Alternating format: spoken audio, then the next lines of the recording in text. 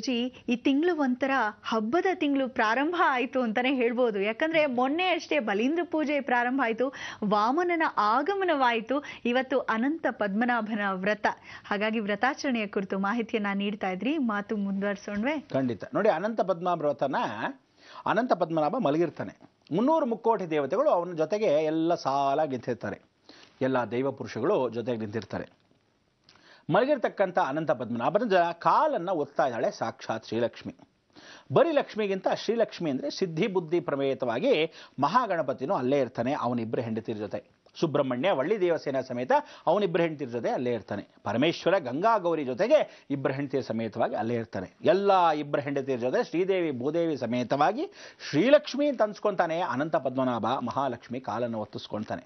ಕಮಲ ನಯನವಾಗಿರ್ತಕ್ಕಂಥ ಕಮಲಾಕ್ಷ ಕಮಲವಲ್ಲಭ ಅಂತ ಹೇಳಿ ಆ ಕಮಲ ನಯನದಲ್ಲಿರ್ತಕ್ಕಂಥ ಪರಮಾತ್ಮ ನಿದ್ರಾವಸ್ಥೆಯಲ್ಲಿ ಇದ್ದರೂ ಸಹ ಪರಮೇಶ್ವರನ ಪೂಜೆ ಬಿಟ್ಕೊಡಲ್ಲ. ನೋಡಿ, ಎಷ್ಟು ಚೆನ್ನಾಗಿ ಮಲ್ಕೊಂಡಾಗ ಆ ಕೈಯನ್ನು ಅಲ್ಲೇ ಇಟ್ಟಿರ್ತಾನೆ. ಲಯಕರ್ತನಾಗಿರ್ತಕ್ಕಂಥ ಪರಮೇಶ್ವರನ ಮೇಲೆ ಪೂಜೆ ಮಾಡ್ತಿರ್ತಾನೆ. ಕಾಲನ್ನು ಚಾಚಿಕೊಂಡಾಗ ಬ್ರಹ್ಮ ಹೊಕ್ಕಳ ಭಾಗದಿಂದ ಅವನ ಮಗನಾಗಿರ್ತಕ್ಕಂಥ ಒಂದು ಶ್ರೇಷ್ಠತೆಯನ್ನು ಬರ್ತಾನೆ. ಅದಕ್ಕೆ ಅನಂತ ಪದ್ಮನಾಭ ಪೂಜೆಯನ್ನು ಮಾಡ್ತಕ್ಕಂಥವ್ರು, ಅನಂತ ವ್ರತವನ್ನು ಮಾಡ್ತಕ್ಕಂಥವ್ರು ಯಾರಾದರೂ ಇದ್ದರೆ ಆ ವ್ರತಕ್ಕೆ ದಾರವನ್ನು ತಗೊಂಡು ಬರ್ತಕ್ಕಂಥ ವಿಚಾರ. ದಾರವನ್ನು ಇಟ್ಟು ಪೂಜೆಯ ಪುನಸ್ಕಾರವನ್ನು ಮಾಡಿ ತದನಂತರ ಕೈಗೆ ಧರಿಸ್ಕೊಳ್ತಕ್ಕಂಥ ವಿಚಾರ.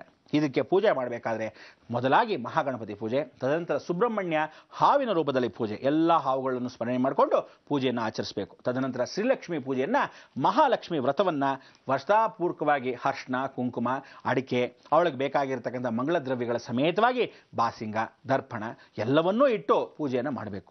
ಇಷ್ಟೆಲ್ಲ ಮಾಡಿದ ನಂತರ ಶಕ್ತಿ ಪೂಜೆ ಅಂತ ಗ್ರಾಮದೇವತೆ ಪೂಜೆಯನ್ನು ಮಾಡಬೇಕು. ಯಾಕೆಂದರೆ ಶ್ರೀಮನ್ನಾರಾಯಣನಿಗೆ ಎಲ್ಲ ಅಕ್ಕ ತಂಗಿರಾಗಿರ್ತಕ್ಕಂಥ ಸಪ್ತಮಾತೃಕ ಜನ್ಮ. ಇವರಿಗೆ ಆ ತಂಗಿಯ ಸ್ವರೂಪದಲ್ಲಿರ್ತಕ್ಕಂಥ ದುರ್ಗಾಗೆ ಯಾವ ಕಾಲಕ್ಕೂ ನವದುರ್ಗ ಅಂತ ಕರಿತೀವಿ. 7 ಜನ ಅಕ್ಕ ತಂಗಿರು, ಇನ್ನು 2 ಇರ್ತಕ್ಕಂಥದ್ದು ಜ್ಞಾನ ಮತ್ತು ಸಿದ್ಧಿ. ಈ ಜ್ಞಾನ ಸಿದ್ಧಿಯಲ್ಲಿ ಕೂತಿರ್ತಕ್ಕಂಥ ಜಗನ್ಮಾತೆ ಮಾಯೆಯಲ್ಲಿ ಒಬ್ಳಿರ್ತಾಳೆ, ಸ್ಥಿರವಾಗಿ ಕೂರ್ತಾಳೆ. ಅದನ್ನೇ ಬ್ರಹ್ಮ ಮಾಯೆ ವರ್ಚಸ್ಸು ಅಂತೀವಿ. ಅದಕ್ಕೆ ಈ 9 ಜನ ಶಕ್ತಿಯುತವಾಗಿರ್ತಕ್ಕಂಥ ಶಕ್ತಿ ಗ್ರಾಮದೇವತೆನ ಪೂಜೆ ಮಾಡಬೇಕು.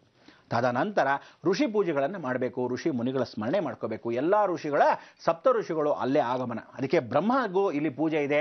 ಬ್ರಹ್ಮಸ್ಥಾನವನ್ನು ತುಂಬಿರ್ತಕ್ಕಂಥ ಬ್ರಹ್ಮಗುರುಗೆ ನಮಸ್ಕಾರವನ್ನು ಮಾಡಬೇಕು. ತದನಂತರ ಆ ಸಪ್ತ ಋಷಿಗಳ ನಂತರ ಗುರುಸ್ಥಾನವನ್ನು ತುಂಬಿರ್ತಕ್ಕಂಥ ಕಾಶ್ಯಪ ಮಹರ್ಷಿಗಳು ಬಹಳ ಮುಖ್ಯವಾಗಿರ್ತಕ್ಕಂಥ ವಿಚಾರ.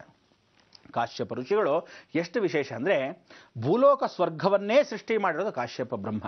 ಅದಕ್ಕೆ ಕಶ್ಯಪ ಬ್ರಹ್ಮ ಯನಮಃ. ಕಶ್ಯಪರು ಸ್ವತಃ ಬ್ರಹ್ಮನೇ ಕಶ್ಯಪ ಋಷಿಗಳಾಗಿರ್ತಕ್ಕಂಥ ವಿಚಾರ.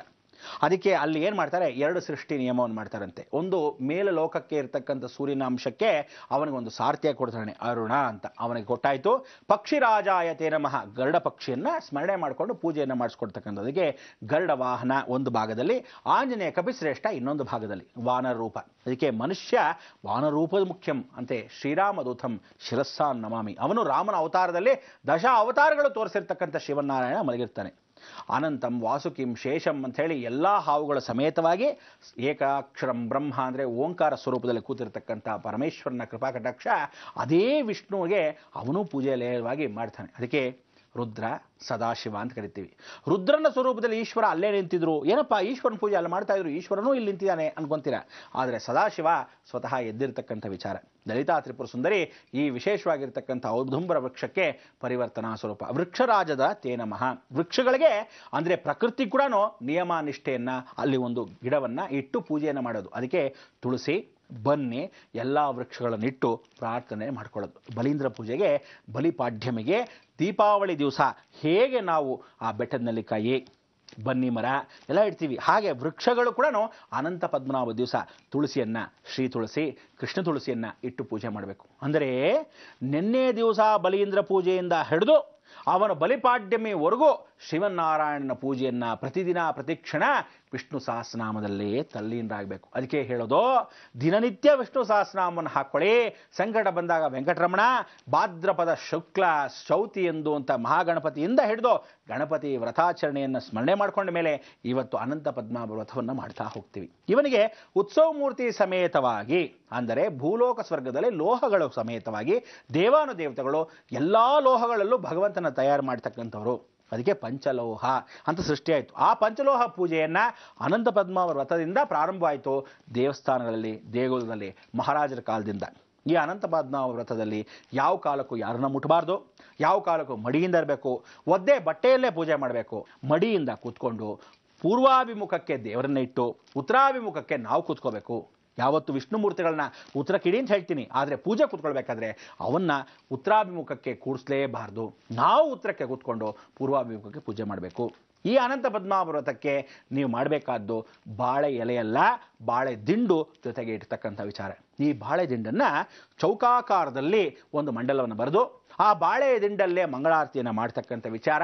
ಯಾವ ಕಾಲಕ್ಕೂ ಮಡಿ ನಿಷ್ಠೆ ಅನುಷ್ಠಾನ ಅಂತ ಸುತ್ತಲೂ ಏನು ಮಾಡಬೇಕು, ಒಂದು ರೇಖೆ ಹಾಕಿಡಬೇಕು. ಆ ರೇಖೆಯನ್ನು ಹಾಕಿಟ್ಟಾಗ ಒಳಭಾಗದಲ್ಲಿ ಯಾರೂ ಪ್ರವೇಶ ಮಾಡಬಾರ್ದು. ಅದಾದ ಮೇಲೆ ಸುದರ್ಶನ ಯಂತ್ರ, ಅದಾದಮೇಲೆ ಶ್ರೀಯಂತ್ರ, ಎರಡನ್ನು ಆ ಭಾಗ ಈ ಭಾಗ ಹಾಕಬೇಕು. ಶ್ರೀಯಂತ್ರವನ್ನು ಕಾಲ್ ಕಡೆ ಹಾಕಬೇಕು, ಸುದರ್ಶನ ಯಂತ್ರ ತಲೆ ಭಾಗದಲ್ಲಿ ಹಾಕೋಬೇಕು. ಈ ರೀತಿ ವ್ಯವಹಾರ ಪೂಜೆಯನ್ನು ಸಾಕ್ಷಾತ್ ವಿಶ್ವಕರ್ಮನ ಸಮೇತ ಬುಧನ ಜೊತೆ ಕೂತಿರ್ತಾನೆ. ಬುಧ ಕೂಡ ಅಲ್ಲೇ ಬಂದಿರ್ತಾನೆ ಕುಬೇರನ ಆಸ್ಥಾನದಲ್ಲಿ. ಅದಕ್ಕೆ ಕುಬೇರನಿಗೆ ಲೆಕ್ಕಾಚಾರ ಬರೀತಕ್ಕಂಥವನು ಬುಧ. ಆ ಬುಧನೂ ಜೊತೆಗೆ ನವಗ್ರಹಗಳು ವಾಸವಾಗಿರ್ತಾರೆ. ಇಷ್ಟೂ ದೇವತೆಗಳು ಅಂದರೆ 300 ಮುಕ್ಕೋಟಿ ದೇವತೆಗಳನ್ನ ಅನಂತ ಪದ್ಮನಾಭ ವ್ರತದ ದಿವಸ ಸ್ಮರಣೆ ಮಾಡ್ಕೊಳ್ಳೋ ಅಷ್ಟು ತೇಜಸ್ಸು, ಒಳ್ಳೆ ವೈಶಿಷ್ಟ್ಯತೆ ಈ ವ್ರತದಲ್ಲಿ. ಆದರೆ ಪೂಜೆ ಮಾಡಿದ ಮೇಲೆ ಒಂದು ಸಲ ಪೂಜೆ ಮಾಡೋ ವ್ಯಕ್ತಿ ಯಾವ ಕಾಲಕ್ಕೂ ಮಧ್ಯದಲ್ಲಿ ಎದ್ದು ಹೋಗಬಾರ್ದು. ನೀವೇನಾದರೂ ಮಲಮೂತ್ರ ವಿಸರ್ಜನೆನ ಮಾಡಬೇಕಾದ್ರೆ ಮೊದಲೇ ವಿಸರ್ಜಿಸಿ ಬಿಟ್ಟು ತದನಂತರ ಬಂದು ಒಂದು ಸಲ ಪೂಜೆ ಕೂತ್ಕೊಂಡ್ರೆ ಯಾವ ಕಾಲಕ್ಕೂ ಎದ್ದೇಳಬಾರ್ದು. 3 hours ಪೂಜೆ ಲಕ್ಷಣವಾಗಿ ಪೂಜೆಯನ್ನು ಮಾಡ್ತಕ್ಕಂಥದ್ದು. ವ್ರತವನ್ನು ಹಿಡಿದವರು ಕಷ್ಟಪಟ್ಟು ಮಾಡಿ, ವ್ರತವನ್ನು ಇಳಿದೇ ಇದ್ದವರು ಒದ್ದೇ ಬಟ್ಟೆಯಲ್ಲಿ ಪೂಜೆ ಮಾಡಿಕೊಂಡ್ರೆ ಸಾಕು. ನಾನು ಹೇಳಿದ ದೇವತೆಗಳನ್ನ ಒಂದೊಂದಾಗಿ ಅಷ್ಟೋತ್ತರಗಳನ್ನಾದರೂ ಹೇಳಿ ಕೊನೆಯ ಪಕ್ಷ ಶ್ರೀಮನ್ನಾರಾಯಣಗೆ ನೈವೇದ್ಯ ಮಾಡ್ತಕ್ಕಂಥ ವಿಚಾರ ಶಾಲ್ಯಾನ್ನ. ನೆನಪಿಟ್ಕೊಳ್ಳಿ, ಶಾಲ್ಯಾನ್ನ ಅಂದರೆ ಸಕ್ಕರೆ ಪೊಂಗಲ್. ಏನು ಚೆನ್ನಾಗಿರುತ್ತೆ ಅಂದರೆ, ನಿಮ್ಮ ಕಡೆ ಶಿರಾ ಅಂತೆ, ನಮ್ಮ ಕಡೆ ಸಾಂಬಾರಂತೆ ಅಂತ ಹೇಳ್ಕೊಂಡು ಕೂತ್ಕೊಂಡಿರ್ತಾರಲ್ಲ, ಹೀಗೆ ಆ ಕೇಸರಿ ಬಾತ್ ಅನ್ನೋ ವಿಚಾರ ಏನಂತಾರೆ, ನಮ್ಮಲ್ಲಿ ರವೆ ಮಾಡ್ತೀವಿ, ಅಲ್ಲಿ ಶಾಲ್ಯಾನ್ನ. ಅನ್ನದಲ್ಲೇ ಮಾಡ್ತಕ್ಕಂಥ ಕೇಸರಿ ಬಾತ್ ಶಾಲ್ಯಾನ್ನ. ಸ್ವಲ್ಪ ಮಟ್ಟಿಗೆ ಅರಿಶಿನ ಹಾಕೋದು, ಕೇಸರಿಯನ್ನು ಸ್ವಲ್ಪ ಮಟ್ಟಿಗೆ ಹಾಕೋದು, ಅದನ್ನು ಮಾಡಿ ಆ ನೈವೇದ್ಯವನ್ನು ಮಾಡಿದ್ರೆ ಶಾಲ್ಯಾನ್ನ ತುಂಬ ಪ್ರಿಯ. ನರಸಿಂಹಸ್ವಾಮಿ ಇಲ್ಲಿ ಕೂತಿರ್ತಾನೆ ಮಧ್ಯದಲ್ಲಿ, ದೇವತೆಗಳ ಮಧ್ಯದಲ್ಲಿ ದಶಾವತಾರದಲ್ಲಿ ನರಸಿಂಹಸ್ವಾಮಿ ರಾರಾಜಿಸ್ತಿರ್ತಾನೆ. ನರಸಿಂಹಸ್ವಾಮಿ ತೊಡೆ ಮೇಲೆ ಲಕ್ಷ್ಮಿ ಕೂತಿರ್ಬೇಕು, ಆದರೆ ಲಕ್ಷ್ಮಿ ಕೂತಿರಲ್ಲ. ಅಲ್ಲಿ ಯಾರು ಕೂತಿರ್ತಾರೆ ಅದನ್ನು ಹೇಳ್ತೀನಿ, ಇವಾಗ ಕಾಯ್ತಾನೆ ಬಂದೆ.